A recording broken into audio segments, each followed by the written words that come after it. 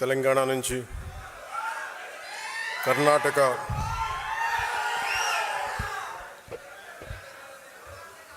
కేరళ, తమిళనాడు, దాదాపు ఈ రాష్ట్రాల నుంచి ఇంకా యూపీ కొన్ని చోట్ల కూడా ఎక్కువ సంఖ్య లేకపోవచ్చేమో కానీ అది ఒక 25-50 అవ్వచ్చేమో కానీ తెలంగాణలో మొదలెట్టిన జనసేన ప్రస్థానం అటు కేరళ, కర్ణాటక, మహారాష్ట్ర, మారుమూల మనకి దూరంగా ఉండే రాష్ట్రాల్లో కూడా కనీసం ఒక 50 మంది మేము జనసేన కోసం పనిచేస్తామని యూపీ లాంటి రాష్ట్రం నుంచి కూడా రావడం నాకు నిజంగా చాలా చాలా ఆనందం కలిగించింది. 150 మందితో ప్రారంభించిన తెలంగాణలో ప్రారంభించిన జనసేన ఈరోజు 21 లక్షల పైచెలకు సభ్యులతోటి, ఉద్యమీ సభ్యత్వంతో ఈరోజు ఇక్కడికి మిమ్మల్ని ఈ సందర్భంలో కలవటం నాకు చాలా చాలా ఆనందంగా. ఇందాక రాగానే అడిగిన ఆరోగ్యం ఎలా ఉందని, ఆరోగ్యం బాగుంది. చెప్పాలి కదా నాకు, అంటే ఆరోగ్యం ఎలా ఉంది ఇవన్నీ అంటే కారణాలు ఏంటి అని అంటుండే మన వాళ్ళు ప్రేమతోటి నా భుజాలు లాగేశారు.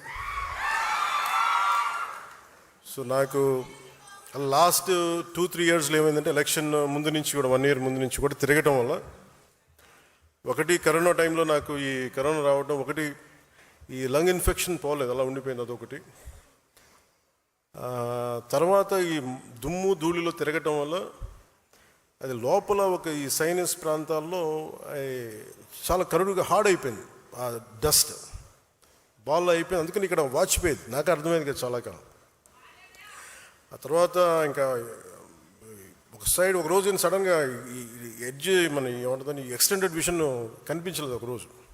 సో అందుకని అన్ని ప్రోగ్రామ్స్ మన అంజబాబు గారి భీమవరంలో ప్రోగ్రామ్ ఉన్నా కానీ క్యాన్సిల్ చేసి హైదరాబాద్ తిరిగి రావడానికి దాదాపు 1 నెల పట్టింది రావడానికి.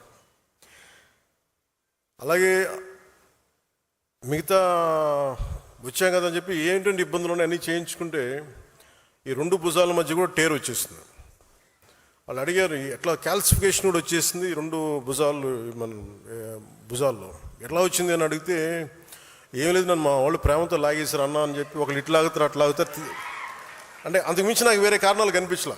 ఎందుకంటే ఒకసారి మధ్యలోకి వెళ్తున్నప్పుడు షేక్ హ్యాండ్ ఇస్తే వదలరు కదా, ఆ లాగటంలో ఎంత బలంగా గుంజుతారంటే కండ తెగిపోయేంత.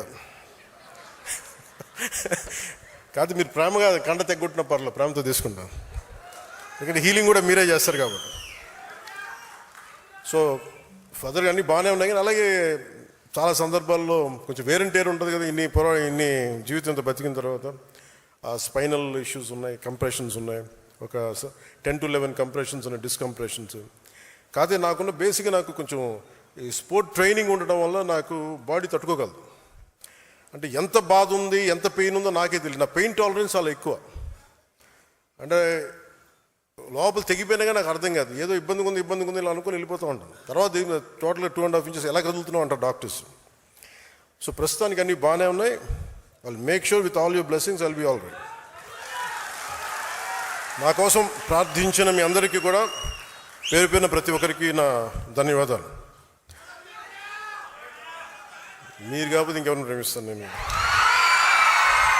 అలాగే దీని తర్వాత అంటే కొంచెం ఒక 4 అంశాల మీద మాట్లాడుతాను. ఒకటి పార్టీ స్ట్రక్చర్ మీద. ఒక పుష్కర కాలం తర్వాత 12 సంవత్సరాలు తర్వాత పార్టీ స్ట్రక్చర్ ఎలా ఉండాలి, ఇది ఇప్పుడు పెట్టుకుంది కాదు. 2007లో ఇందాక మన తెలంగాణ నుంచి వచ్చిన ఇక్కడ